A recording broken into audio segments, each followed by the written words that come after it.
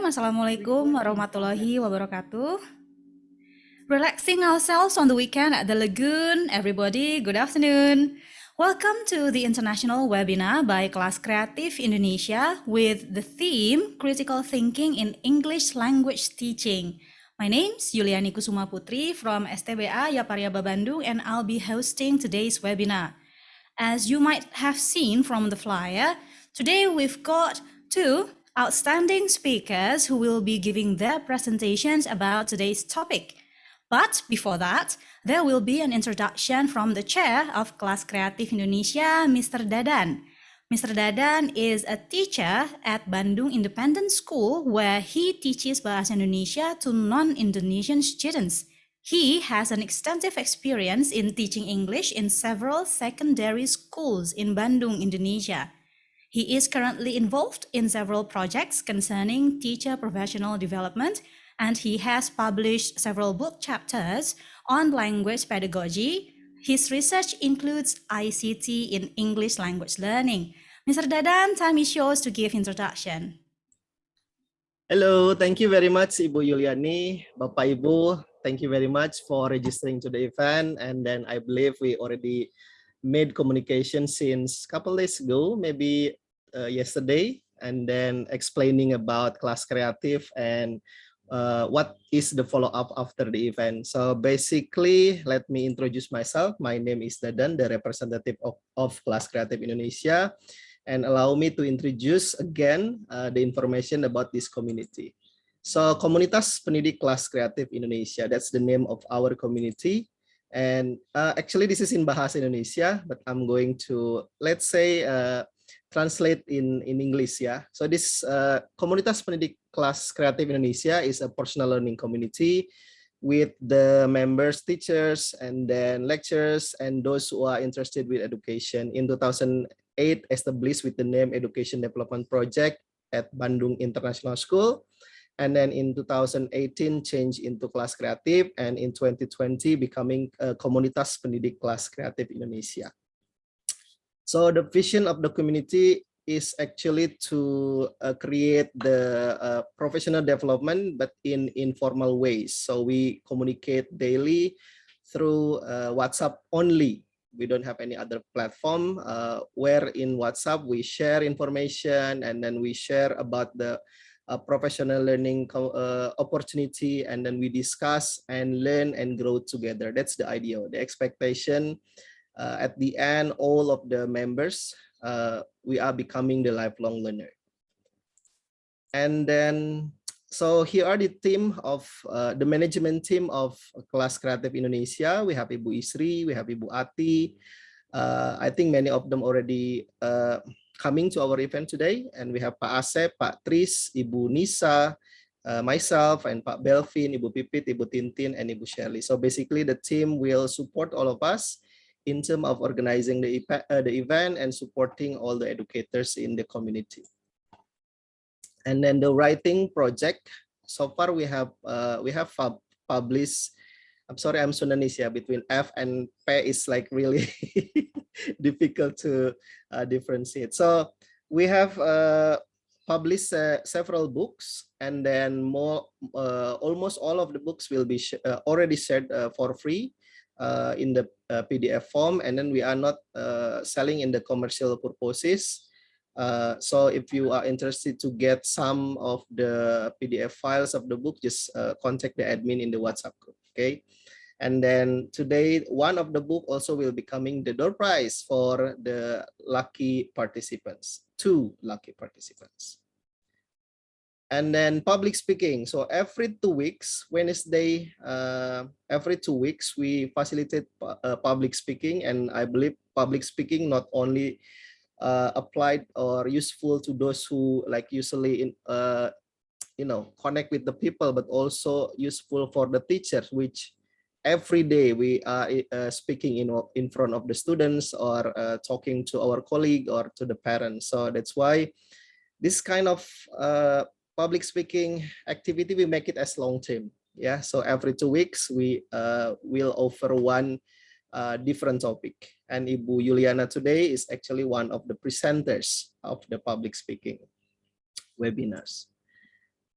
We have many professional development opportunities for all of you. The idea is that just choose whatever you like, whatever you need for developing your skills in teaching. We have Canva, we have mind mapping, we have Jamboard, etc., etc. Lots of choices, yeah. So every 2 weeks we also have that professional development. Sorry, and the partnership. So we try to work together collaboratively with other institutions to get more knowledge, because I believe that many let's say many institutions can give contribution also to the members of Kelas Kreatif.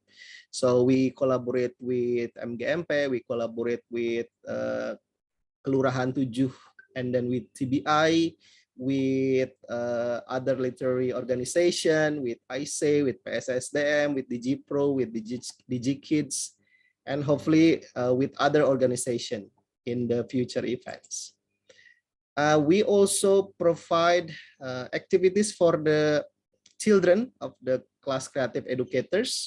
So the ongoing one, I cannot say almost finished, yeah. The ongoing one is Kelas Menulis Junior. So we invite all the children in Kelas Kreatif community to spend their holiday by creating the story about their ideal, their future jobs. And then we have also the drawing, English club, etc. And we have a webinar, English webinar every 2 weeks. And different with the other arrangement, because I said that every 2 weeks, but next week we are going to have another one. Yeah, because this is the special one. Today is the special one. So supposed to be the schedule is next week, but then since we have this one, so next week we will have the regular one with Ibu Ati and Pak Trisnendi and Pak Ahdi as well. Okay, so basically Bapak Ibu, this is the upcoming events that we are going to have from Kelas Kreatif Indonesia. On Wednesday next week, we have public speaking. And then we have Beasiswa Luar Negeri bersama OSCO, if you are interested to join. And then we have the 4th Media Ajar Visual webinar. And then we have webinar, English webinar with Ibu Ati and Pak Tris with the theme, it's very interesting, unboxing descriptive paragraph with 5 senses. So it's going to be very, what you call it, yeah, very useful for the teachers, I believe, yeah, talking about the topic on descriptive paragraph. And Bapak Ibu, please take note that all of the events from Kelas Kreatif are free of charge, except if you want to go to the intensive one, but most of the events are free. So just choose on whatever you let's say useful for your personal or professional development. So after the event, as I mentioned to you before, that we are going to have a book writing project. The theme is critical thinking in ELT. And then we have 3 individual, 3 educators who are going to select the articles. So Bapak Ibu, you have 1 week starting today until the Sunday next week to create 1 article around 750 words to 1,000 words in Bahasa Indonesia about critical thinking. And then we are going to compile all the articles and we are going to publish in a book. I believe it's going to be useful for the teachers, yeah. And the door prize, Ibu Yuliani. So this is the door prize that we are going to offer to the lucky participants. I think Ibu Maya later can raise question or something, ya. I think Ibu Yuliani will organize that. We have 2 books. Merdeka Belajar Itu Asyik, written by the educators in Kelas Kreatif Indonesia, and it's going to be the door prize for today. I think that's it, Ibu Yuliani, the brief introduction about Kelas Kreatif Indonesia. Thank you, Bapak Ibu. Okay, thank you very much, Mr. Dadan, for the introduction. And for the participants, please stay tuned until the end of the webinar, yeah, if you want to get free books, yeah, free giveaway. Okay, we'll carry on to the main event. That is the presentations from 2 invited speakers, which will begin with Dr. Kate Wilson. Need I remind you that should you have questions, you may ask in the chat column during presentation, or if you want to be interactive, you can wait until Q&A session and you can talk directly to the speakers to ask questions, okay? Feel free to raise your hand and unmute during the Q&A session. Don't forget to mention your name and your institution. And again, stay tuned until the end of the webinar so you can get free books, okay? Who knows, maybe this is your lucky day. Now let's move on to the first speaker. I'm going to read a brief CV of Dr. Wilson. Dr. Wilson is an adjunct associate professor at the University of Canberra, Australia. She is a lecturer and researcher in TESOL and was previously head of the School of Languages and International Education and director of the Academic Skills Program at the University of Canberra. Her research interests include critical thinking in ELT in accordance with today's topic, first-year transition to university, and academic literacy. Without further ado, let's welcome Dr. Wilson to give her 30-minute talk. Dr. Wilson, the virtual room is yours.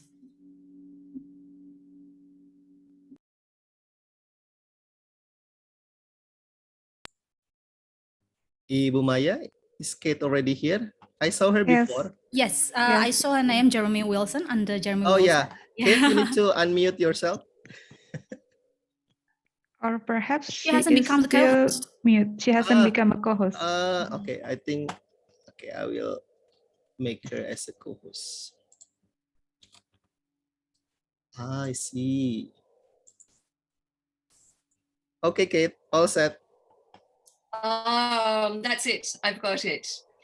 Well, thank you so much, Pak Dadan and Ibu Yuliani. It's such a pleasure to be here with you all and talking about critical thinking. Indonesia is very close to my heart, and particularly English language teachers, because I began my career as an English language teacher in Jakarta many years ago. I'm going to share my screen, so I hope that you can all see my screen in a minute. And then I'll be able to show you my presentation.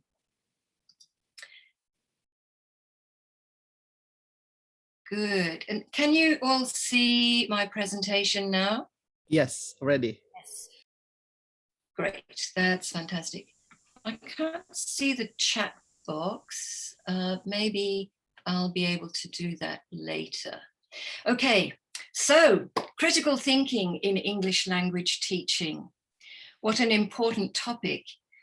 And I want to share right at the very beginning this photograph of this lovely teacher in Indonesia somewhere, maybe West Java, I'm not sure. Have a look at him and have a little think about him. I wonder if he is using critical thinking in his teaching. We'll come back to him later. Let's go on now and think about critical thinking. Well, critical thinking sometimes, I think, is rather a scary topic. But actually, children do critical thinking all the time. It's really child's play.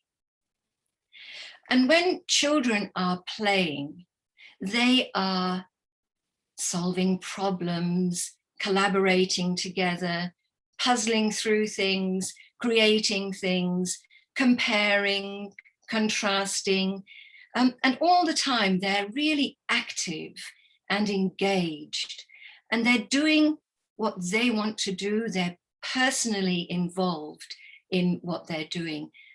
And unfortunately, when we put children in classrooms, sometimes these things are lost. They become less active and less engaged.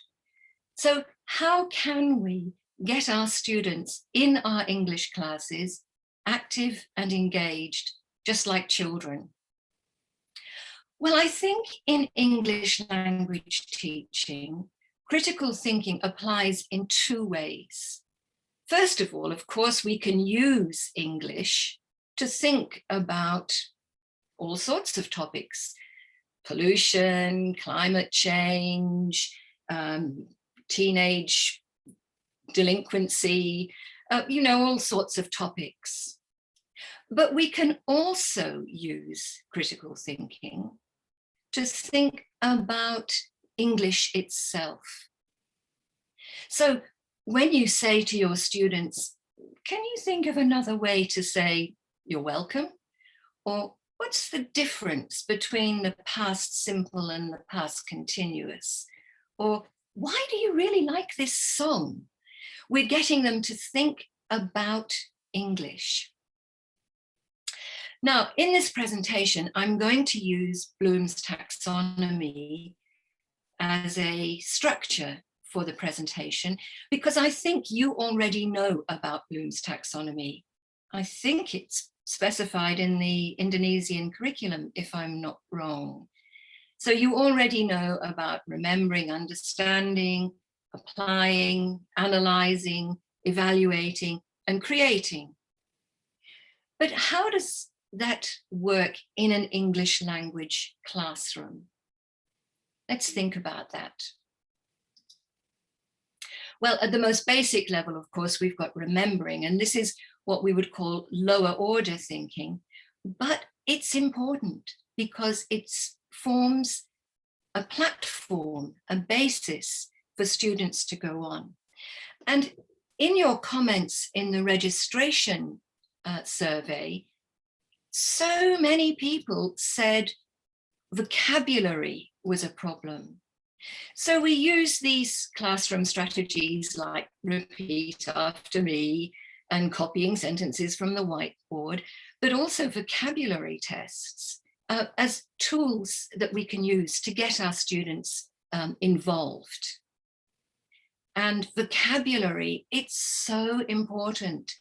I tell my students 7 words a day, 7 days in a week, that's 49, 10 weeks in a term, that's nearly 500 words. So it's your role as teachers to push your students forward in learning vocabulary. But most of all, learning vocabulary in context. Okay, so remembering is fundamental. We can't avoid it. It's part of language teaching. And so is understanding. Now, I wonder if you know this creature, because one of the best ways of getting your students to understand is to get them describing things. Now, in your chat box, which I can't see for some reason, but I'm hoping I can see it later, in the chat box, can you put up some words that, or maybe some noun phrases, or just some nouns or adjectives that you could use to describe this strange creature? Have a go in the chat room. Okay, participants, please describe the animal in the picture. A cute animal, Dr. Wilson, a cute animal, spiky, sharp. Yeah, great. Porcupine. Are those some of the words? Porcupine is that are not the coming in the description, yeah, but more like the name. Spiky animal, scary. Scary. What about his nose? Brown fella. Long nose and tiny eyes. Cute. Claws. Anteater, unique animal. Lots of people somebody answered knows cute. it. Anyway. Well, I'm glad you think he's cute because I see this animal quite often on my farm. Oh. Now, Exotic. one of the other things that, yeah, it is. And one of the other things that we can do, very importantly, to help our students with understanding is translating, or what's called now translanguaging. I don't know if you know that term. The idea is that you use your students' first, second, maybe their third language to help them understand the new language. So don't be shy to use Bahasa Indonesia or Bahasa Sunda or Javanese or whatever the students' other languages are to help them get to understand. And we use tools like choosing and reporting and labeling diagrams and sorting and listing things, brainstorming. These are all sort of tools that we can use. Oh, by the way, it's called an echidna. So these are all things that we can do to help our students understand. So remembering and understanding their platforms. And they're essential, even though it's lower order thinking, they're essential to building a base so our students can go on and do the higher order thinking. So let's go on. I think you know that the next level is applying. What does it mean to apply things?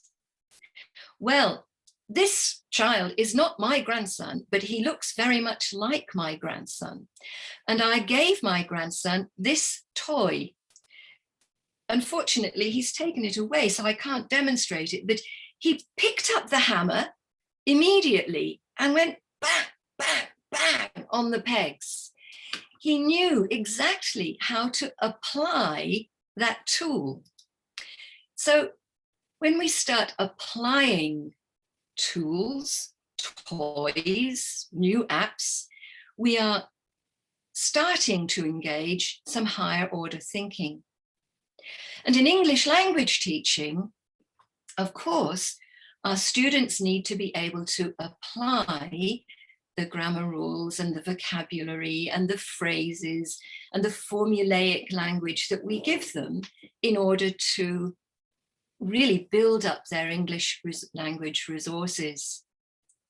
And I think that this is so exciting about language learning.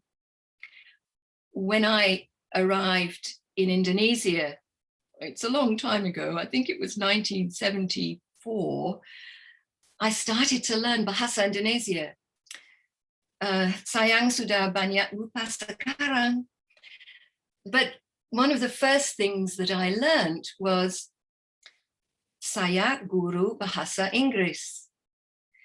And it was so exciting to go out into the street and meet people and say, selamat siang, saya orang Australia, saya guru bahasa Inggris.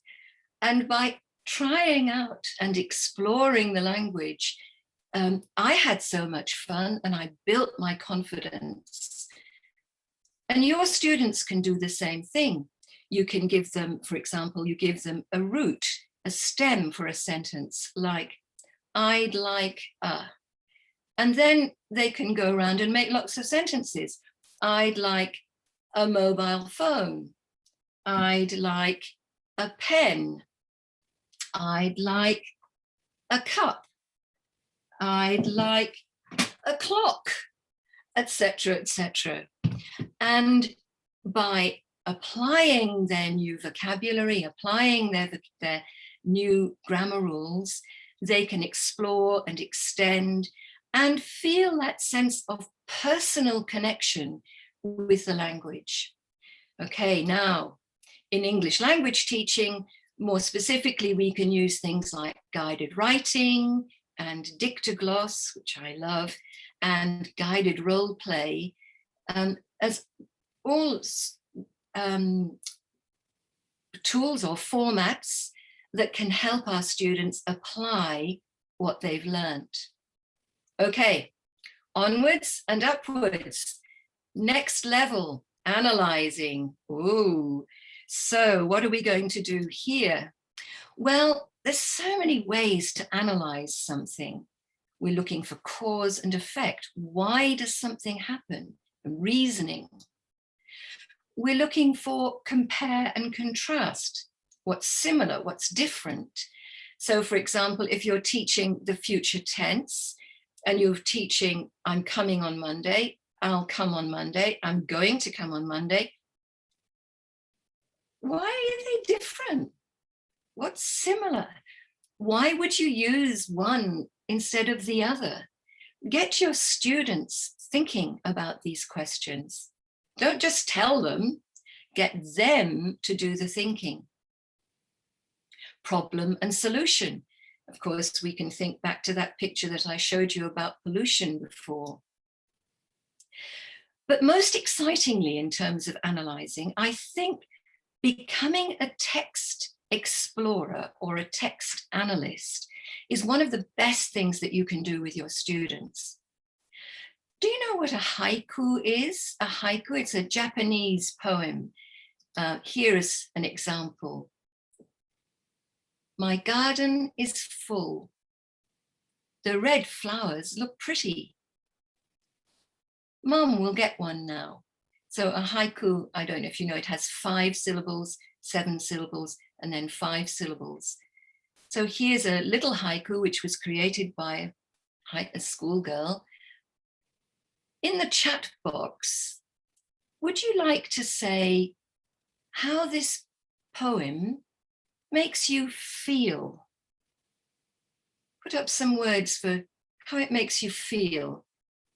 And maybe Ibu Yuliani will help me to read what's in the chat box. Okay. Colorful, simple, happy, warm, proud, touching, love, Lovely. beautifulness, Okay. really happy. Oh, that's There are lovely. lots of positive That's words. so nice. Yes.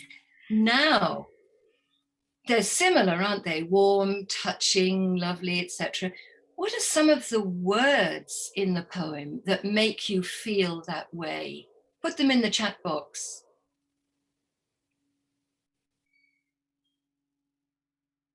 Okay. Pretty. The words from the poem is pretty that made the participants think about what they thought in the chat room. Mum, Yeah, okay. that's right. The word mum, Yeah. flowers, Yeah, it makes you feel warm. yes. Because And my mothers garden give is us warmth, full. right? Yeah, Oh, I miss my that's right. mom. Oh my God. Lovely. Okay, let's have a look at another haiku now. The next haiku is about the beach. The beach. My favorite beach in Indonesia is Pelabuhan Ratu in West Java. Now, in the chat box, put up some words that you know about the beach. What words do you connect with the beach? Okay, sand, mythical. Oh, yes, because in West Java, Dr. Wilson, we've got mythical legends about the beach, yeah, the seas. Okay. Wave, hot, Mhm. sunset, sandcastle, enchanting, wave. Okay, so there are some opinions, some positive opinions, and some mythical opinions, I think. Good. Well, let's have a look at another haiku now about the beach. And I'm going to read this one too. Sand scatters the beach. Oh, I said it badly. Oh, I'll start again. Sand scatters the beach. Waves crash on the sandy shore. Blue water shimmers. Now, we've got some difficult vocabulary now, but I don't think it matters, because if you read it to your students well, they can hear what the words mean. Scatters, crash, shimmers.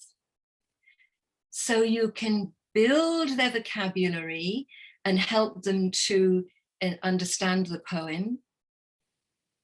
Then they could talk about why they like the poem, and then they could compare the two haiku and look at how many syllables there are, and they could work out for themselves that it's 5, 7, 5 syllables.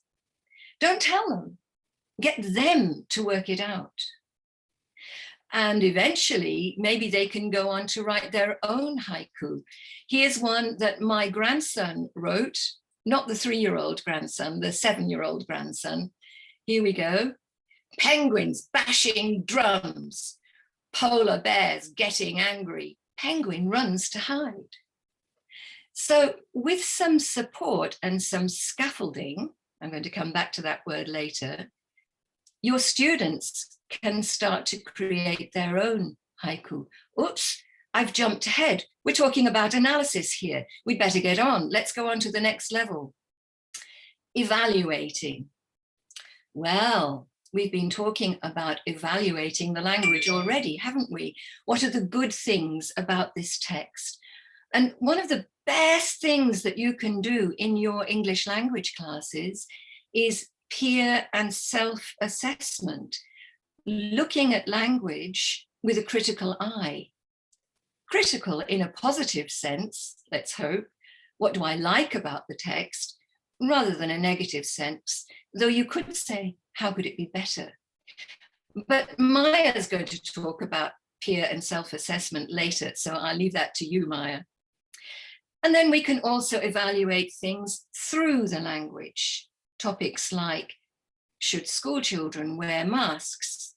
Or should school students take mobile phones to school? And a great way to get your students thinking critically is to set up a debate. Now, we don't have time to watch this YouTube now, but I hope that you'll be able to come back later and have a look at that YouTube, or maybe Pat Dadan might put a link to it on Class Creative. It's a very short excerpt about a Thai teacher setting up a debate in a high school class in Thailand.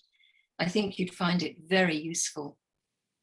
Okay, now creating, hooray, we've got there. We already have talked about writing a poem, or writing sentences, writing essays, stories. You can get your students drawing, singing, debating, making podcasts, videos, posters. And as they do this, they are hopefully engaging in critical thinking, partly because they are in control of their own language. They're making it their own. And I think that you can see that what we're talking about here is task-based learning, right? Task-based learning. And we're not talking about little tasks, we're talking about big tasks. Now, tasks are very, very important. I think it's the best way to learn a language is through tasks. But we want substantial tasks. But to make sure that your students are successful in task-based learning, they may need lower order tasks as well, like do the exercise, read pages 67 to 69, fill in the blanks, label a diagram, learn a poem.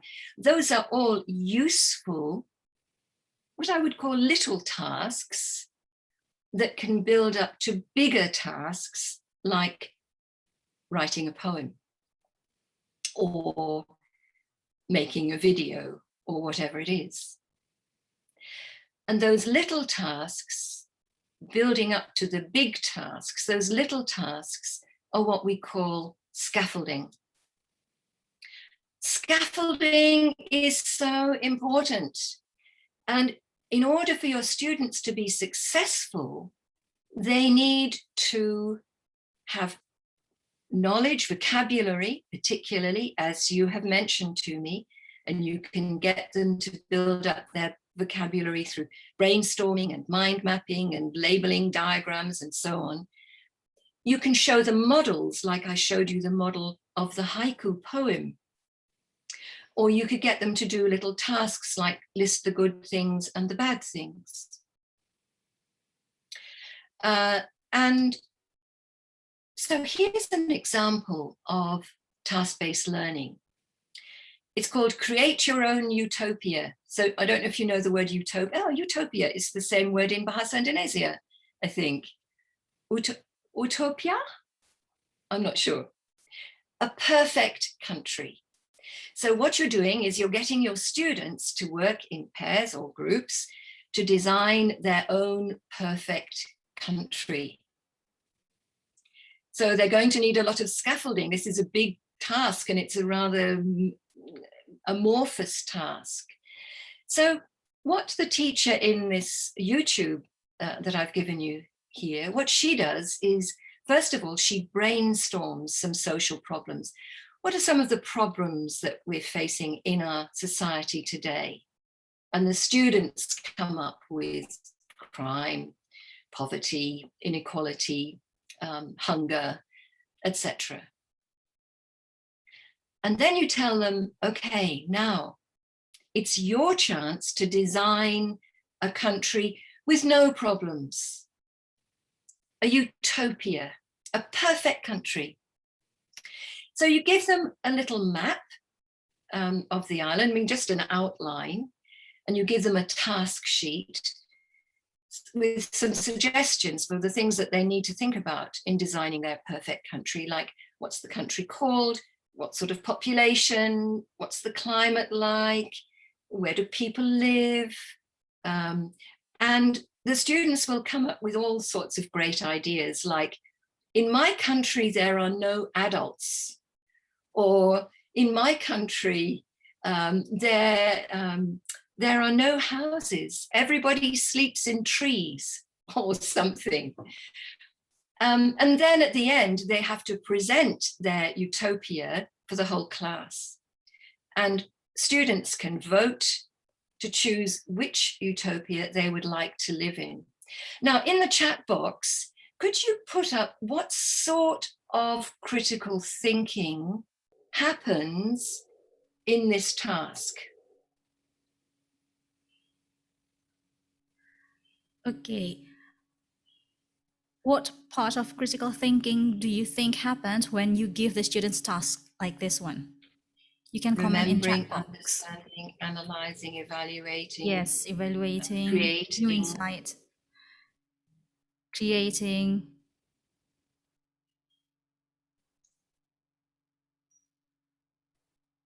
So it's very creative, but they also have to think analytically Yes. about what would happen if there were no adults? What would happen if there were no houses? What would happen if it never rained? And finally, they can discuss which of the utopias they think is best. And so then you've got evaluating as well. So these sort of tasks, the number of tasks, it's infinite, isn't it?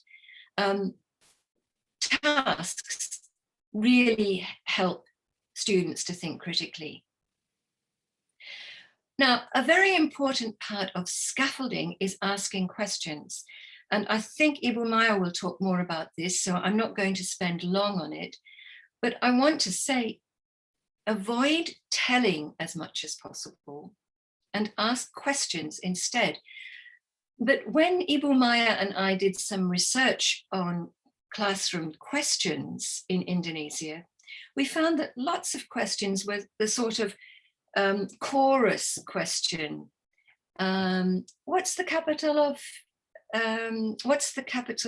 of Australia? Canberra, miss, and everybody choruses the same answer. So ask questions that you want to know the answer to, particularly questions about the students themselves. Questions that stimulate critical thinking. What would happen if, could you, what's the difference between, do you think this is possible?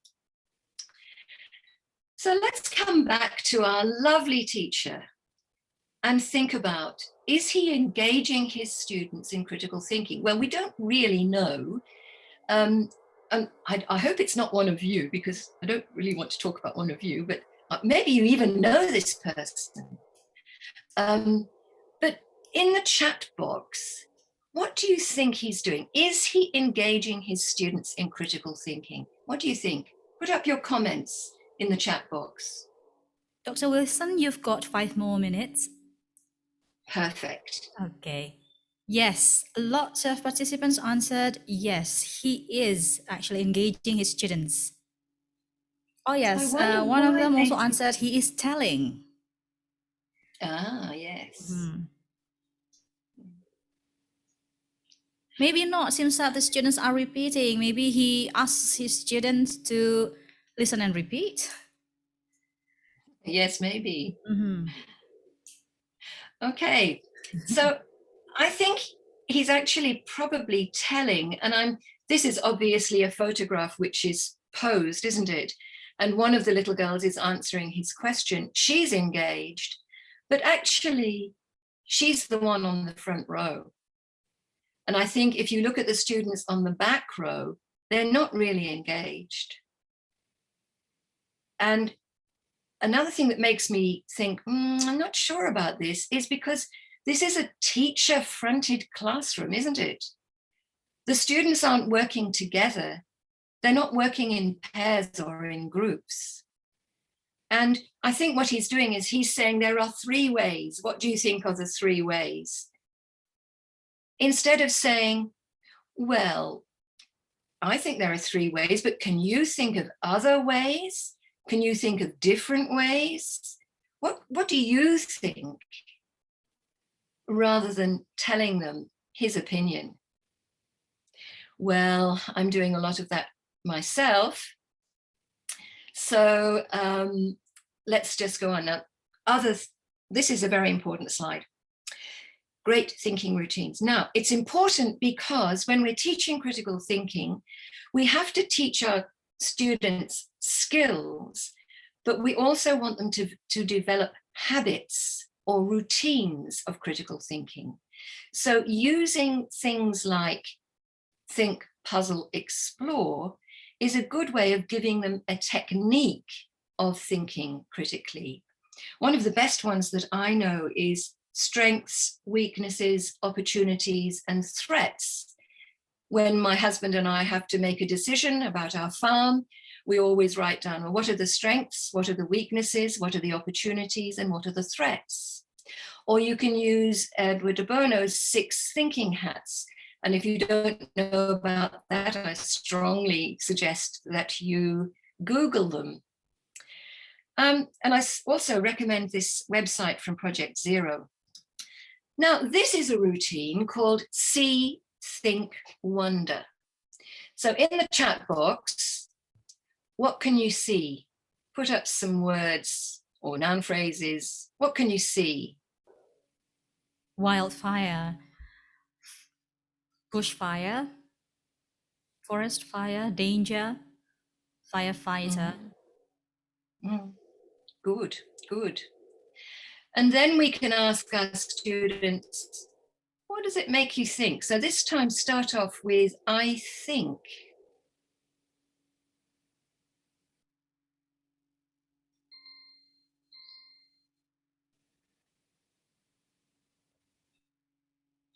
Are we getting anything in the chat box? Yes, someone's putting off the fire. I think it's hot as hell. Have you been to hell? I think it often happens in Australia. I think someone is trying to control the fire. From Adelia, I think there is someone burns the forest. You're too negative thinking, Adelia. Maybe it's an accident. And then I think there is Michael Jackson. Fauzia, okay.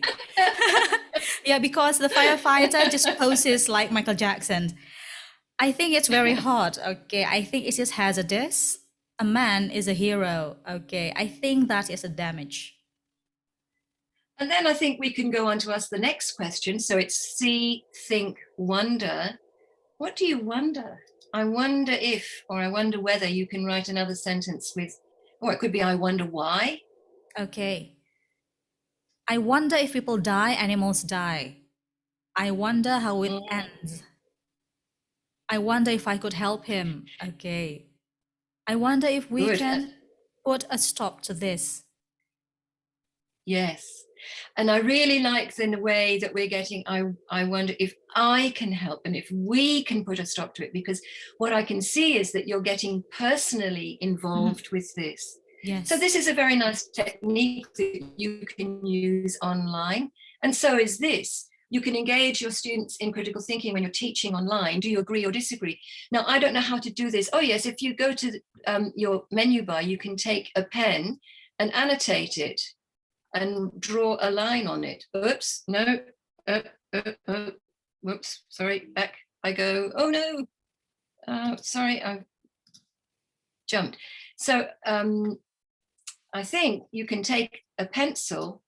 I can't do that with this Zoom presentation, but if you're on another platform, you can often get your students to mark on where they stand. Do they agree or do they disagree? My students love that sort of activity. It gets them very involved.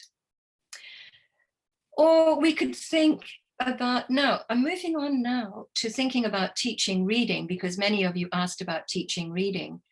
We looked at my friend the echidna before, and we could ask our students first to describe it, put up the nouns, the adjectives, etc., as you've already done, and then to list how many questions can you think of about this question? How many questions can you make about this echidna? And I don't think we've really got time to do that on the chat box now, but you can then, once your students have brainstormed those questions, then you can go on to give them the reading passage about the echidnas, and they already know lots of the vocabulary and they're looking for the answers. You could have them read and make a worksheet with their questions on one side and their answers from the text on the other side. So I think we're probably out of time. So just a few final tips. If you are curious and you are excited by learning and you're open to new ideas, and I think you are, because otherwise you wouldn't be here in this webinar, if you show that to your students, they will pick up that habit from you, because students learn a lot more from how you are, the sort of person you are, than from what you tell them. So if you show that you're curious, for example, they ask a question and you can say, I don't know the answer to that. Let's go and look it up. And if you ask them genuine questions that you want to know the answer for, they're called referential questions, not display questions. You'll get your students much more involved, getting them to do the thinking while you, unlike the teacher in the picture that I showed you, while you take a back seat. And finally, start with the easy things and build up. And I know that Ibu Maya is going to talk more about starting with the easy things. Okay, that's all from me. Thank you very much, Ibu Yuliani. And I'm looking forward to your questions later. Okay, thank you very much, Dr. Wilson, for the enlightening talk. I mean, there are lots of participants who already felt they are being enlightened, yeah? Please give a big round of applause to Dr. Wilson, even though it's virtual and I can't hear the applause. And before we move on to the second speaker, I'd like to invite all participants to turn on your cameras for a photo session, okay? Please turn on your cameras for photo sessions, because if we wait until the end, you might be tired and you might not be as beautiful and handsome as right now, right? Okay, let's see. All right, so in my Zoom, there are 6 pages and I'm going to count to 3 for the first page, okay? Look at the camera and smile, okay? First page, 3, 2, 1, okay? Hang on. My computer is very traditional, so I need to print screen and then I paste, okay? Second page, look at the camera, 3, 2, 1, okay? Hang on. Keep smiling for the next 1 minute. Okay, third page, 3, 2, 1. Okay. Next, fourth page. Okay. Okay, fourth page, apparently no one turned on the camera, yeah? But okay, it's okay. I'm going to screenshot it anyway. Okay. And then page 5, still no cameras. All right, and last page. No cameras, only profile pictures, it's okay. All right, that's it then. Thank you, Dr. Wilson. Please stay tuned until the Q&A session, okay, Dr. Wilson. And then let's continue to yet another excellent speaker, Maya Devianti, PhD. Dr. Devianti is a lecturer at UIN Syarif Hidayatullah, Jakarta, where she has taught several courses in the area related to teaching English to speakers of other languages or TESOL, and she has an extensive experience in working with English teachers all around Indonesia on how to enhance their teaching practice. Her research interest is on teachers' classroom assessment practice. She earned her PhD from University of Canberra, Australia. Please welcome Dr. Devianti for her 30-minute presentation. Thank you very much, Ibu Yuliani. Good afternoon. Assalamualaikum warahmatullahi wabarakatuh. First of all, I'd like to thank Pak Dadan from the founder of Kelas Kreatif, and also the committee, and also Ibu Yuliani for having me here. Let me extend my warmest regard to the audience who are very still have the energy on Saturday. On weekend, you still have the energy on Saturday evening. And I also would like to say hi to, I think I recognize some names, my old friends. I recognize some names. So hi, and let's have a great reunion. Okay, ladies and gentlemen, as we all know that, allow me to share my PowerPoint. Okay, wait. Okay. Okay, Bapak Ibu, as we all know that in the next month, which is 2 days from now, we are going to have what's so called as assessment competency minimum, or AKM. Now, if you in this AKM, this is one of AKM is a new version of national standardized test. Okay, this is what I want. Okay, now in the AKM, one of the distinctive features of AKM is that students will be assessed their higher order thinking skill. Some people consider this as the current feature of AKM. But however, let me withdraw your memory that actually the government has already done this, that they had once assessed students' HOTS through standardized national test atau UN or UN. If you remember, in 2018, the government administered UN, which integrate the element of HOTS. And the media also documented. There were a bit chaos at that time, as documented here. Okay, it is difficult, lots of complaint, and then it against the human rights, and then bikin gaduh. It is chaotic at that time. It was chaotic at that time, and then the Mendikbud said, the minister said, at that time, he said that, well, in 2019 it will be more difficult, but apparently in 2019 it was decided that the government will stop administering UN and will be substituted by AN, Assessment National, and one of them is AKM.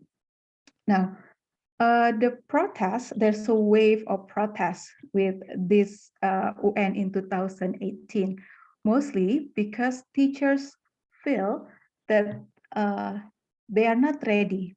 They haven't taught the students on that particular type of test. And not only the teachers, there were also a big protest, a high protest from the students, as we can see from their tweet here.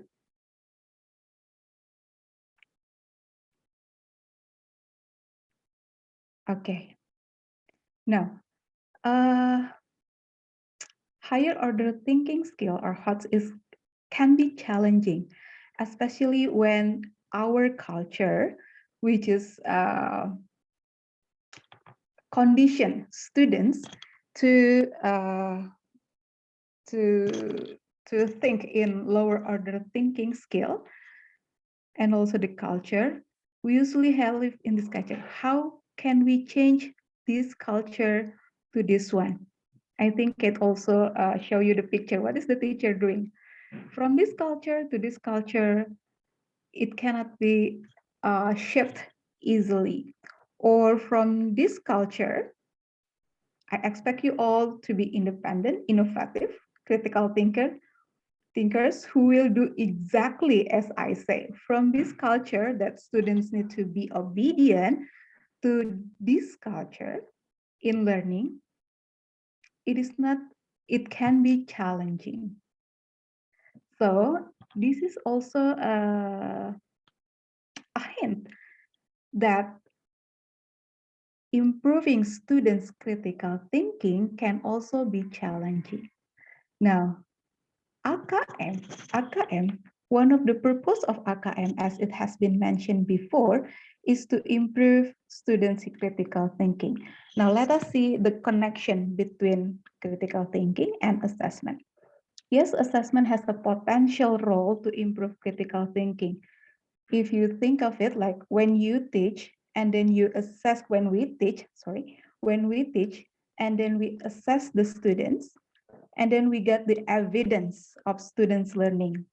So if we assess the student based on their level of thinking, it means that we are going to get evidence of the level of their thinking, or let's say whether or not students are able to think critically.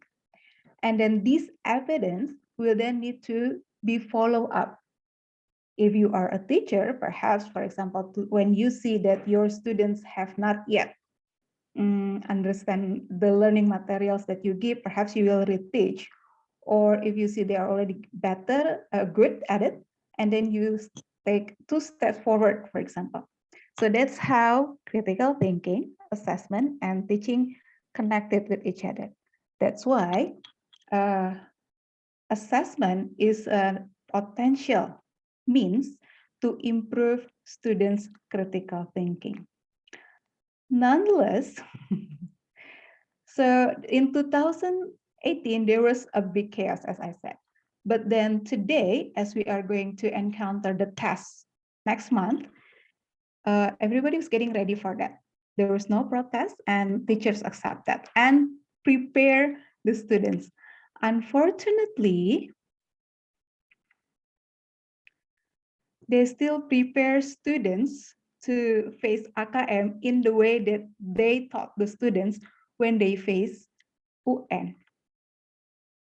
So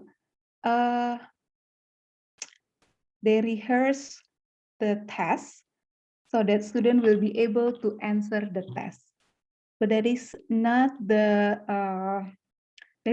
aim of having the test. The test is only to measure students' critical thinking level, the level of students' critical thinking. So you do not need to rehearse this test in order to make students be able to answer the test. So what should the teacher do actually? The only things, not the only things, one of the most important things that teachers need to do is to foster critical thinking to their students. However, if we see the condition, many still perceive differently. You can see there are lots of webinar merancang AKM. We do not design AKM. It is the government's job to design the AKM. Or this one, mempersiapkan AKM. No, we do not prepare them. We teach them critical thinking, yes. Or this one, or this one, or this one, or this one. And also the books. There are so many books published. This is a real pictures. I took it in one of the biggest bookstore. Sebut saja namanya Gramedia. So this is a true story. So there's so many books that say it needs that aim to, sorry, I ran out of battery. That prepare students for AKM. Now, this is quite interesting, actually, especially when our minister said that you do not need to prepare, you do not need to drill students with AKM tests, but you do need to teach them on how to think critically. This is what he said, and this is what he said. Now, what happens if we keep the same mindset that when you have the national test, you need to practice the test, and this will happen. So it will make no difference whichever the reformation, the assessment reformation that we have from high stake. UN is high stake because it determines students' learning continuity. To low stake, there will be no difference if we treat AKM the way we treated UN. So then the question is, how can we make use of assessment to improve students' critical thinking? So this is what we are going to talk about today. So first, we are going to talk about some general principles on assessment, and then higher order thinking skill. And then afterwards, we are going to focus the discussion on assessing higher order thinking skill, or HOTS. Okay. And the last part, we are going to talk about some points to ponder or some reflection after this presentation. Now let's move on to the first section. So here, now, there are some general or basic principles of assessment. First, when we assess students, we need to ask first, what to assess? As a language teachers, we assess their language competence. We assess teaching, reading, speaking, writing. But then we can also, when we assess them with this language skill, this macro language skill, we can also have an insight of their higher order thinking skills. We are going to talk about that further later. And then next is what research instrument. So what to assess and using what research instrument. What's so-called as research instrument is that, not research instrument, sorry, assessment instrument. Assessment instrument. What's so-called as assessment instrument is that any learning activity from which you can get information about students' competence. That's what assessment instrument is. So for example, if you assign your students to write an essay, and then the essay is submitted, and then you consider that as a learning evidence, that you derive a conclusion, of course, it is a tentative conclusion about student competence, then that's called that piece of essay, the assignment that you assign to your students, that is assessment instrument. Okay. Look at this, so I skip this. So this one. So assessment instrument can be a test. This is taken from Brown in 2010. Assessment instrument can be in the form of test, portfolio, dialogue journal, observation, peer assessment, self-assessment, or even your question. That is considered as assessment instrument. So you have what to test. So of course, when you test about writing, it's not that I'm going to assess writing, but it should be more specific. I'm going to assess students' competence, for example, in writing narrative text. And then what are the instruments? Because you cannot depend solely on one assessment instrument. Okay, so assessment is not limited to test.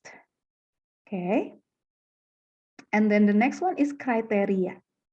What to assess, how to assess, what instrument you are going to use, and then what are the criteria. When you have them, when you have all of them on your mind, then you have fulfilled the criteria or the principles of conducting assessment. Because after you fulfill them, then you can decide whether your students have successfully meet the learning goals or not. So you need to have the criteria, their performance and the criteria, whether there is a gap or not. So those are the basic principle of assessment. Now, how about the basic principle of higher order thinking skill? So this is basically what we are going to talk about. What we talk about higher order thinking skill, it has been discussed by Kate. Okay, and then this is the principles of assessing HOTS. First is use introductory materials. What does it mean? So when you assess their critical thinking, their HOTS, you need to equip them with the materials. Well, this is very sensible as we are teaching language, as we teach language. For example, when you teach reading, of course, there has to be the reading passage, right? But then when you teach speaking, so you don't ask them to memorize, but then, for example, if you assess HOTS, but then you ask them whether or not they can use the relevant expression for the particular context. So you can give them the expression that you have learned, or they have the access to those expressions. But then what you are looking for if you assess their HOTS is whether or not, because it involves thinking, whether or not they use the correct expression for particular context. And then next is use novel materials, use new materials. So you do not test the same materials. For example, in your class, in reading class, for example, you teach them about Oliver Twist. And then the assessment that you make is what is blah, blah, blah, blah in Oliver Twist, but then it is the same materials. So use novel materials, use something new. If you teach them, for example, the structure of narrative text in Oliver Twist, it means use another novel materials. You ask them this narrative structure in different work, in Pride or Prejudice, for example. And the next is manage cognitive complexity and difficulty separately. Complexity and difficulty. Let me give you an explanation here. Now I have 3 questions here. Ibu Yuliani, can you help me here? Is Ibu Yuliani here? Okay, now. Yes. Okay, Okay. now please, I have 3 questions here. Please determine whether the first to the third question, let's do it one by one, yeah. Is the first question difficult or easy? If it is easy, can you raise your thumb? You can use your reaction. If it is the first question, who Okay. is the main character Give in your Bumi Manusia? reaction. Okay. Is it Okay. easy or difficult? 14 thumbs up, 15 thumbs up. Okay. And keep Okay, coming. 20 thumbs up, 21 thumbs up. okay, okay. Okay. Do students need to think critically? Does it require critical thinking skill, or does it require HOTS to answer this? The first question. Yes or no? The first question, who is the main character? No. The participants, majority of the participants think the students do not need to think critically. Okay, so the first question is, it is easy, right? And it does not involve HOTS. Okay, how about the second question? Is it easy or difficult? Second question.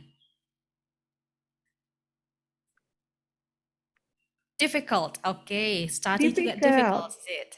Okay, it is difficult.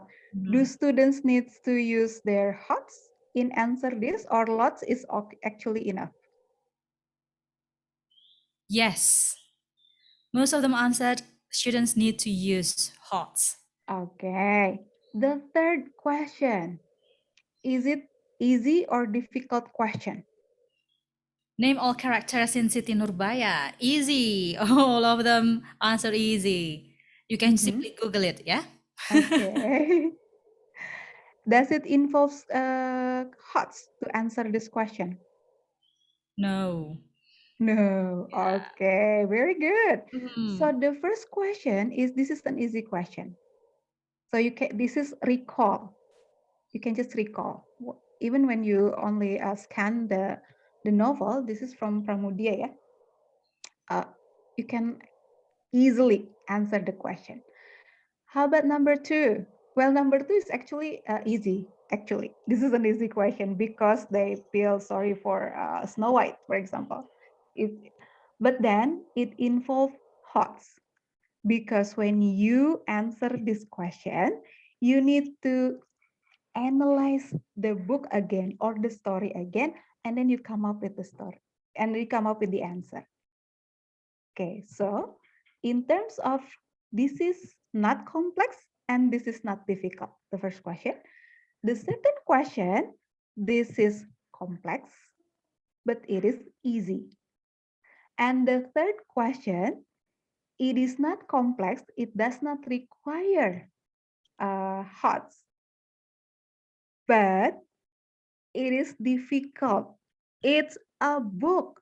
You need to name all the characters. There are a lot of characters. So that's difficult. Because if you are to name all characters in the book, it means that you have to read it and then write them down. That's difficult. So that's what I mean with complexity and difficulty.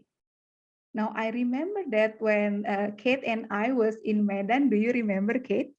One of the participants asked that, is hot question means difficult question? He asked that.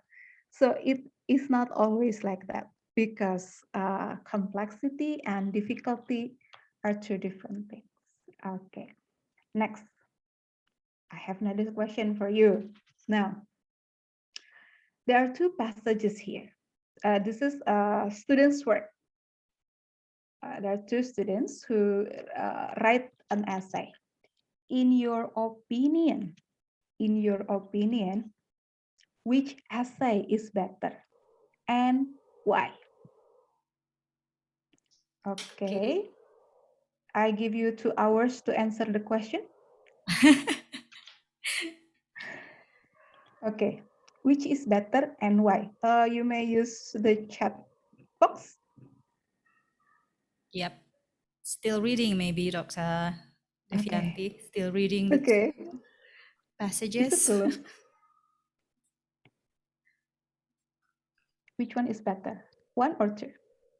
I said the question is better.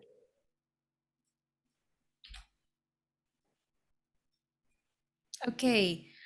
Some answers the first Okay, one is time's better. up. You have to submit your work now. Come on, or else I will not assess your work.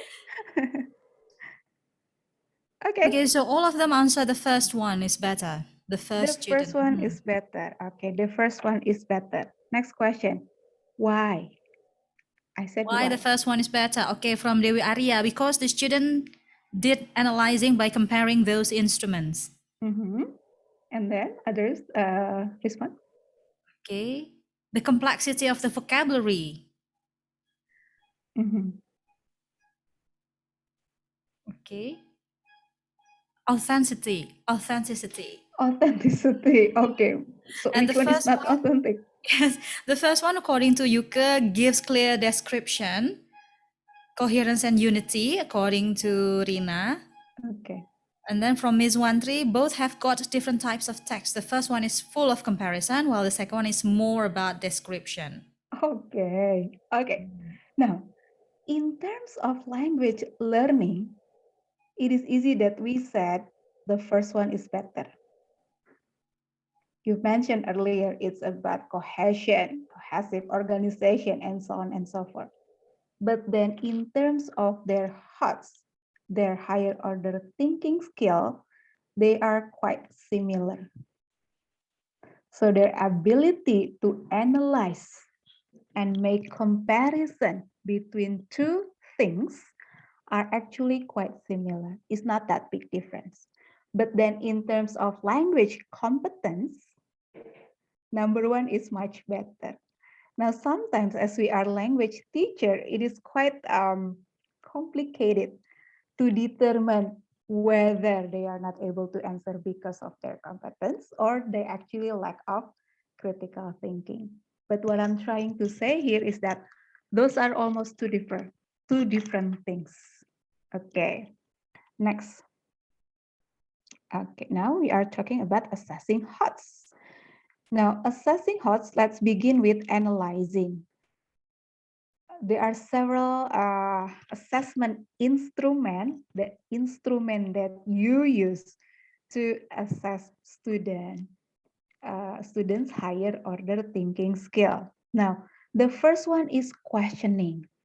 This is a very common instrument that we use, but we seldom capitalize on that questioning. Now, can you read the question and answer the question?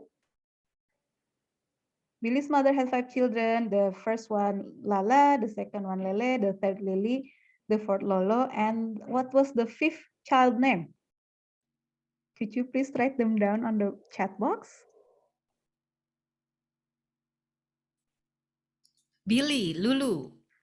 Lulu, Billy. Lulu. Okay, Billy's mother had Lulu. 5 children. Ibu Yuli, what is your answer, Ibu Yuliani? Billy's, is it a riddle? Because I saw riddle once on Facebook, and if I answer it incorrectly, then I would have to be punished.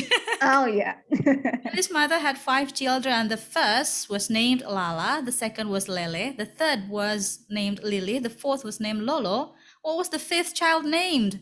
Definitely Billy, according to Irfan, because it's Yeah. Billy's mother. Very good. Definitely, it's Billy Yes. because it's Billy's mother. But then you might get tricked with the name Lala, Lily, Lolo. Who else? Lele, right? Mhm. But then this is analytical thinking. So if your student can analyze this and get the correct answer, it's Billy's mother. So the fifth child should name Billy because it's Billy's mother. And another evidence is there are already 4 names mentioned, right? There are already 4 names mentioned. Yes. But the last one, it has to be Billy. So you can assess your students' HOTS by questioning. You can you can take it from the textbook like this, from a passage, for example. I'm not going to ask you to read this passage, but then the question can be like this. What is the main point of the passage above? State the main point on your own words, then give evidence. So the evidence that is important. As a language teacher, perhaps we we seek for the correct answer. But then if we want to assess their HOTS, what we are looking for is the reasons. So we know that they analyze the text, the evidence, from which evidence that they arrive at that answer. So it's almost intertwined with each other. Okay, so that's why ELT is is very accommodative to insert critical thinking elements. Okay, okay, and so first we know the aim. So if your aim is to assess students' analysis skill, for example, so first that you have what is to assess, and second you have the instrument. You can use questioning, you can use a reading passage, and the next one is you need to have criteria. And don't forget to document. You need to have the criteria. So these criteria can be customized to the assessment instrument that you use. This is just an example. So I keep this open-ended. clear, appropriate statement of the main point. And then the answer, appropriateness of evidence. So the answer, the evidence, and soundness of reason. Yes, they give reason, but is it a sound reason? It means, does the reason make sense? Does the reason that your student give is make sense or not? So that's sound reasoning and clarity of explanation. So these are the criteria of how you can assess your students. You may put a tick, a tick, a tick. 2 ticks means what? 1 tick means what? Or you can use for the same task, you can use this. This is also the assessment criteria. This is version 2, I call that. Or you want to be more meticulous. If you need to score 2, 1, and then you assess them. If you want to be very meticulous, very detailed, you can use this. You may prefer that, but you need to have, we need to have assessment criteria. We need to have the criteria that we can determine a student's level of HOTS. Okay, next is assessing, evaluating. Dr. Devianti, the time is 1 more minute. Can I have another 5?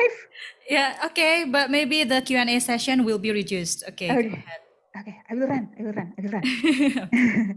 Okay, so the next thing is evaluating. Now, one of the assessment instrument that you can use to evaluate your students is writing book review. That is assessment instrument, because from the book review, you can get evidence of their learning.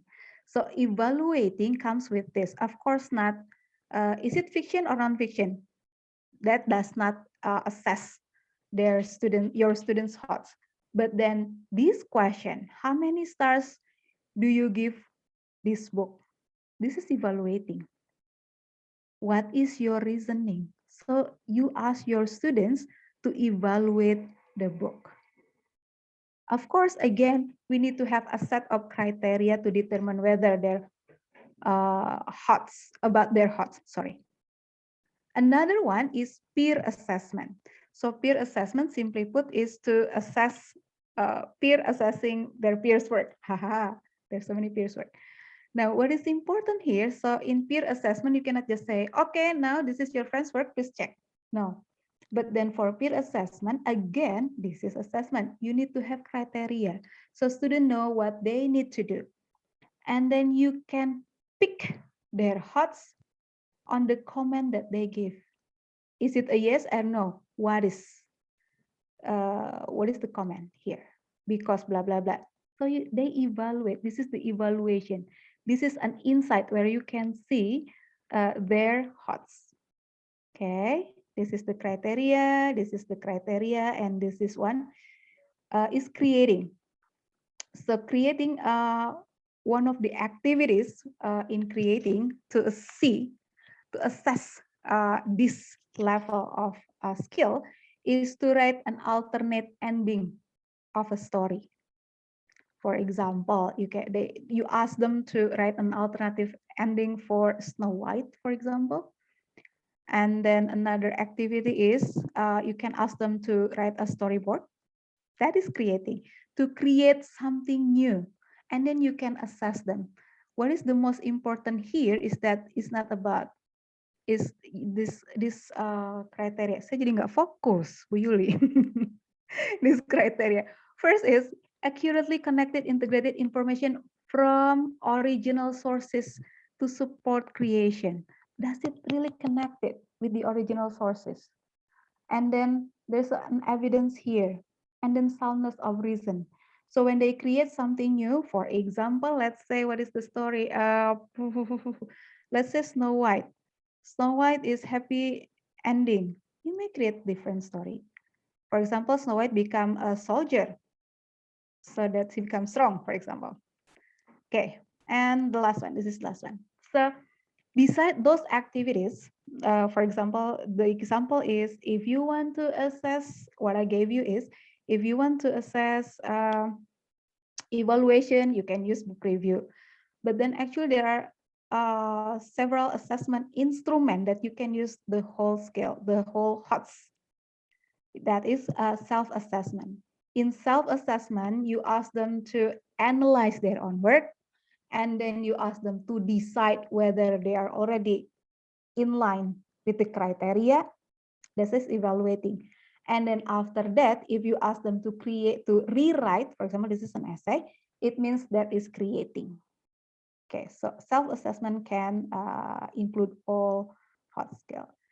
And then next is, again, this is taken from the ministry decree in 2016 about assessment.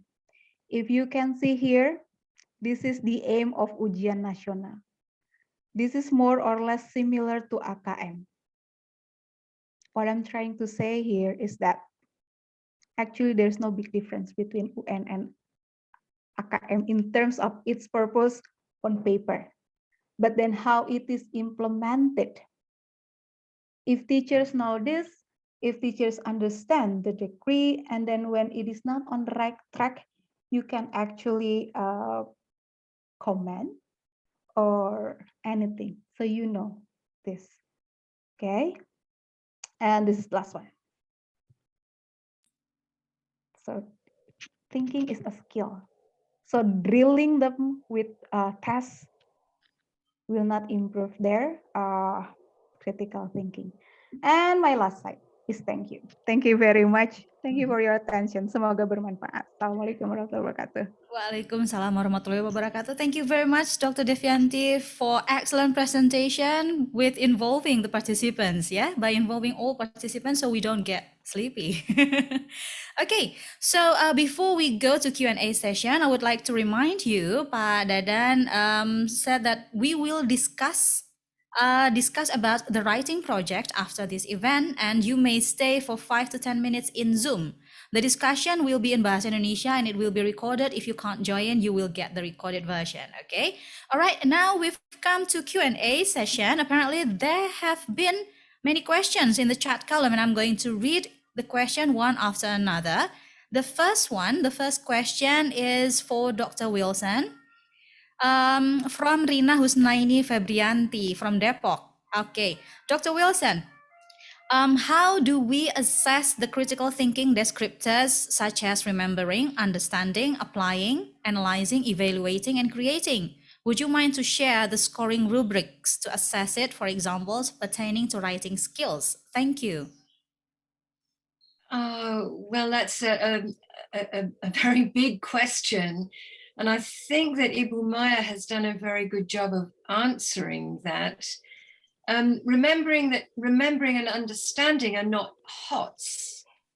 They're LOTS, aren't they? They're the lower order aspects of thinking, lower order thinking skills. So what you have to analyze, what you have to assess in HOTS is analysis,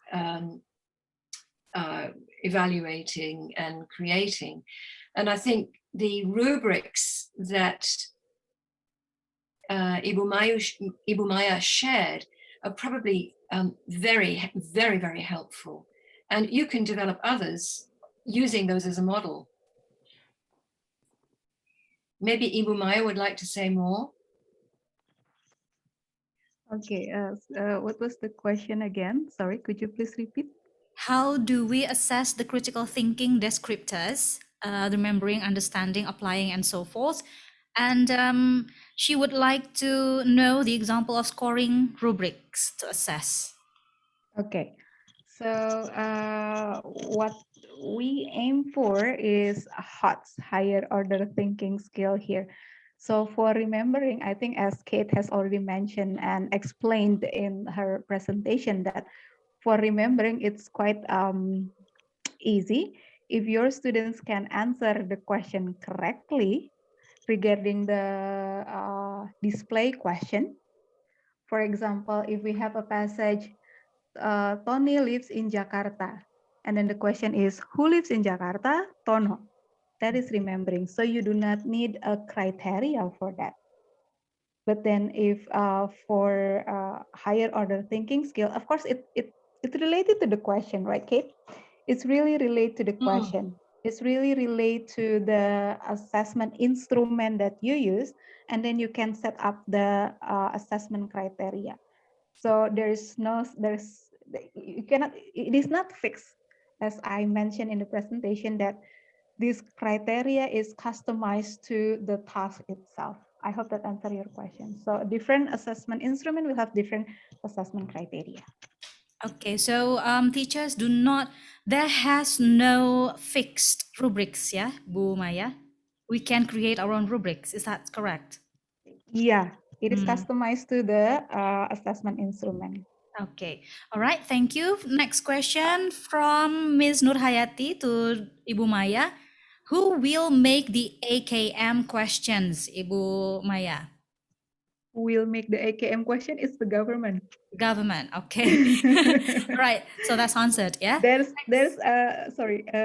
So a few months ago, Mhm. I was actually at we had a kind of like FGD something. The person who actually wrote the test, and then it's very complicated.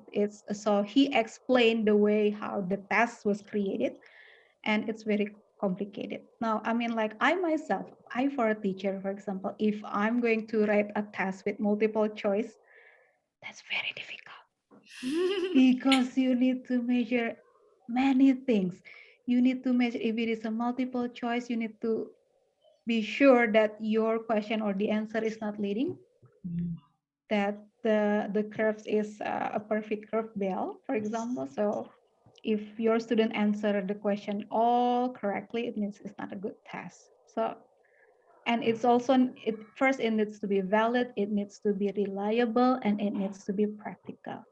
And AKM is way more complicated than that. So please, not please, we are not to write AKM like tests, but we are to promote critical thinking in our class through assessment. Okay, prepare the AKM test through critical thinking, yeah?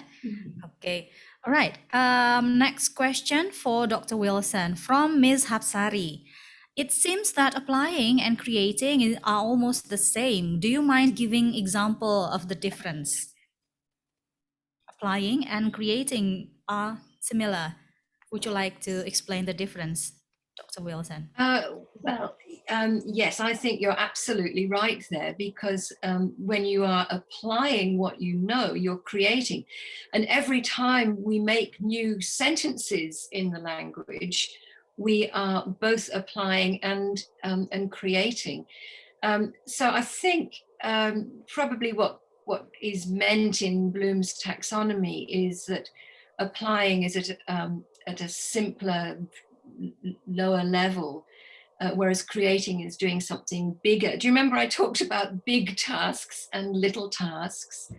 I found when I was making this presentation that I kept on stumbling between one level of critical thinking and the next. I don't really think it matters. What I think the benefit of Bloom's taxonomy is that it makes you think about critical thinking. Remember that Bloom's taxonomy is not concrete. It's just a stimulus to help you think about thinking. But good question. Okay. There's one question that I would love to answer that's come up in the chat box. Okay.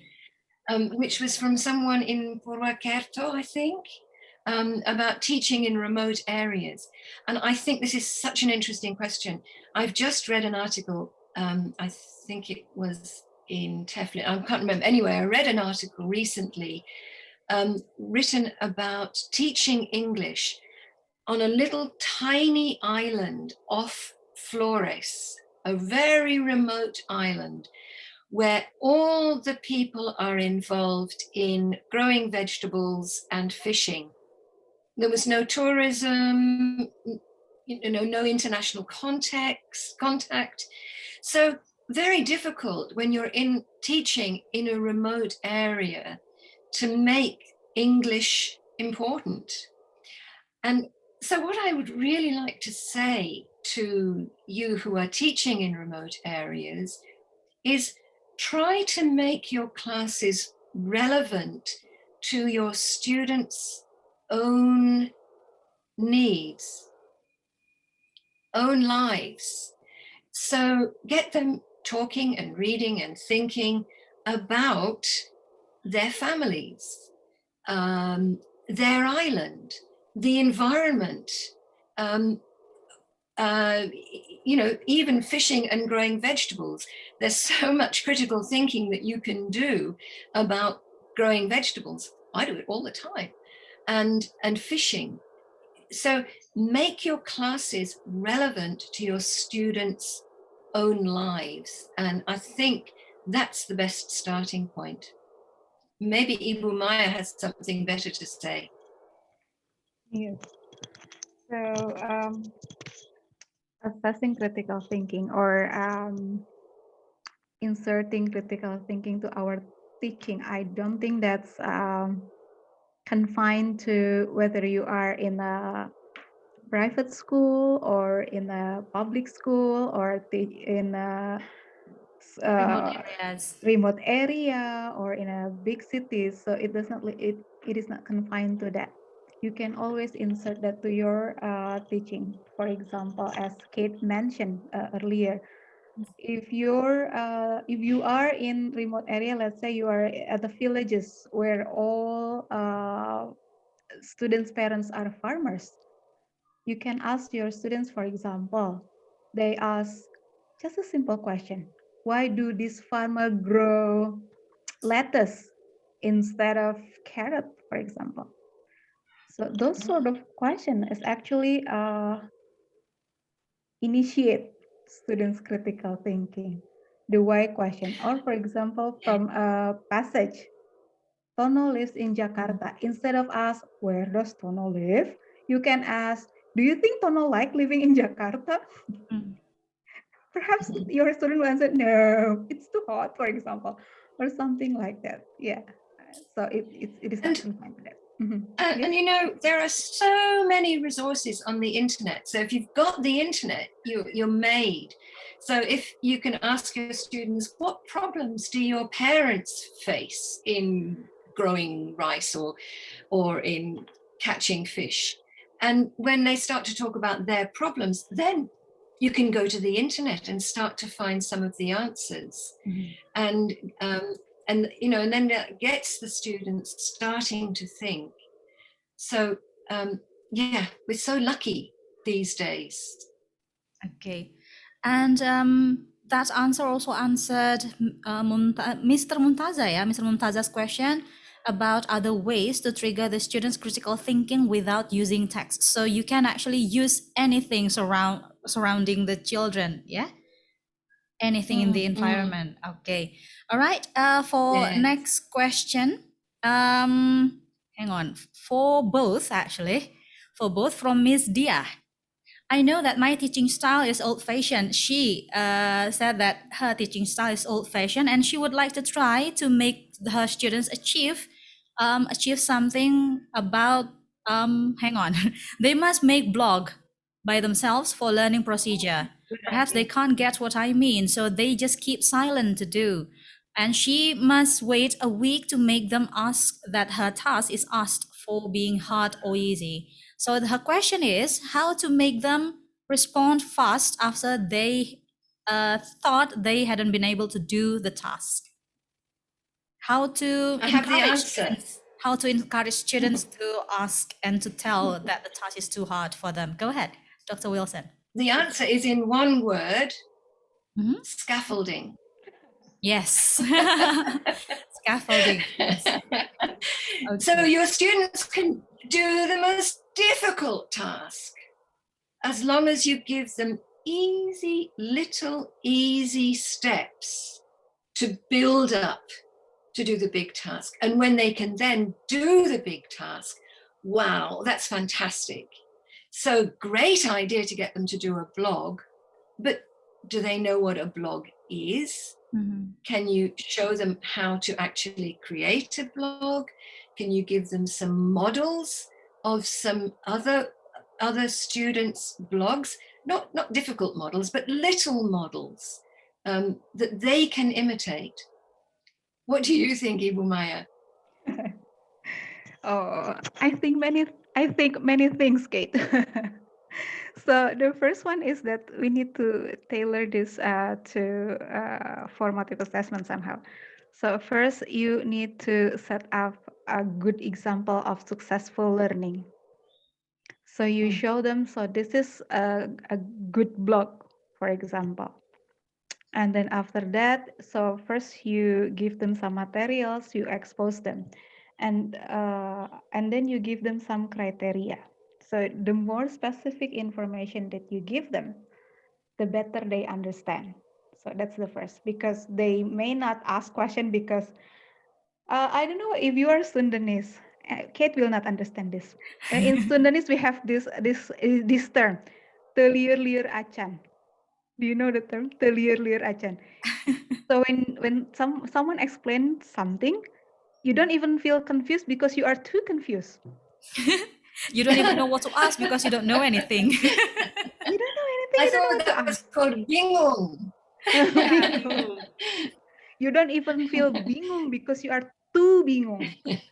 So that's why Yes. expose them to lots of successful or even not successful example. Both are okay. And then so that's the first. And then the second is relate to your question, your questioning style. So instead of who wants to ask question, why not pick point one, pick a person, and say, please ask me. And then if, for example, so this is what I did with my class. You know the game Who Wants to Be a Millionaire? When you are, you can be a millionaire if you can answer the question. Now there are some helpful, then there are some help along the way that you can phone a friend, 50-50 or something.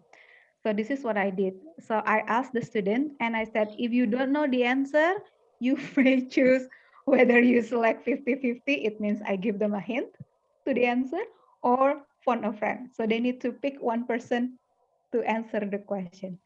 So first, yes, first you expose the students with successful learning, and then it's about the questioning style. So there are some tricks on how to ask questions. Okay, Okay. hope to answer your question. And I was also thinking, part of the problem with getting your students to write a blog is that then they go, but I don't know what to write. You know, it's like, oh, what am I going to write about? I don't know anything. I haven't got any ideas. And so you need to feed them ideas. If you want them to write a blog, what do you want them to write about? Tell them that you want to, very specifically, tell me about what you did on Saturday morning, what you did first, what you did next, what you did last, you know, something real, so that they've got an absolute scaffold. They know exactly what they're supposed to be doing. But if you just say, go and write a blog, then they will not know what to do. Okay. All right. Dr. Wilson and Dr. Devianti, I'm sorry, but we've run out of time. And today, right now, we're going to go to door prize session. Okay. Ooh. Yes. So Dr. Wilson will choose one best question, the best question in Dr. Wilson's opinion, to get the book Merdeka Belajar Itu Asyik. Okay, maybe you've got someone in mind, Dr. Wilson, because you already answered the question. And Dr. Devianti will also choose one best questions in your opinion. Okay, go ahead. Yeah. Who It's will going to- win the first book? Can I just ask question? Because Oh I yes, think okay, all go ahead. questions are good question. Okay, I think all of the all questions are questions good, yeah? Okay, so Yeah. I'm going to allow participant to unmute yourself. So the rules are, okay, Dr. Devianti, Bu Maya is going to ask question, and if you know the answer, type your name and institution without raising your hand. Type your name and institution, and I will choose you to answer, okay? You will unmute and answer the question, okay? type your name and institution now so you can press enter after the question. Okay, go ahead. Ibu Now, Maya. okay. So the first question is, what is the general principles of assessment? Mention 3 general principles of assessment. Okay, General, okay. All right, we've got Marfa Triani from Elvia Land School. What Okay, are the general unmute principles? yourself. Unmute yourself, Marfa Triani, and answer the question. Hello, can Hello. you hear me? Yeah. All right. The three main. Sorry, what is the question? Can you repeat? The 3 general principles of assessment. Oh yeah, the three general principle of assessment are first you need to know what to assess, and then what assessment instrument that you need to use to assess your especially students' hearts. And the last is what are the criteria in assessing your students' ability or the HOTS itself. Okay, there are actually 4, but it's correct, right, Bu Maya? Yes. Okay, Yes, yes, congratulations, Ibu Marfa Triani from Elvia Land School. You've got the book. This is your lucky day, and the admin will call you. Okay, we'll contact you. Okay, thank Next, you. for Dr. Wilson. Dr. Wilson, would you like to choose the best question, or maybe would you like to ask questions similar to Dr. Devianti? Oh, I don't think I can choose the best question because there were so Yes. many good questions. Okay, it's so confusing. with So all this question. I'll do the same thing as Okay, Ibu with the Maya. same rules, yeah? So you're going to text your name and institution. Okay, go ahead, Dr. Wilson. Okay. They might have to be the first person to answer. Mhm. Name a useful thinking routine. Okay, name a useful thinking routine. Go ahead, name an institution in the chat column. Maybe they go back to, okay, Mr. Mumtaza, yeah? Okay, go ahead, Mr. Mumtaza. Unmute yourself. Excuse me, is it Yes, taxonomy miss. bloom? Is it related to taxonomy bloom, miss? Is it related No. to This was one of the thinking routines that I suggested towards the end of my presentation. Okay. A Okay, Miss thinking Astrid routine. from Leah, go ahead. Think, puzzle, and explore. Think, Yes. share, and share. Yay, okay. It's correct. Okay, Yes. congratulations. You've got the book. Thank you. All right, thank you very much.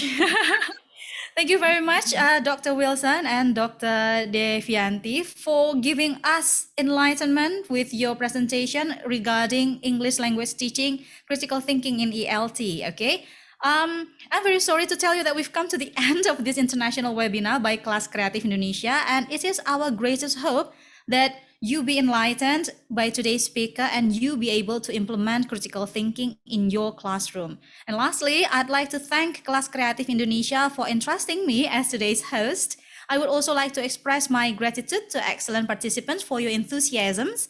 I'm Yuliani Kusuma Putri from STB Ayah Pariaba Bandung would like to say goodbye. Thank you very much. Wassalamualaikum warahmatullahi wabarakatuh. Waalaikumsalam. Waalaikumsalam warahmatullahi wabarakatuh.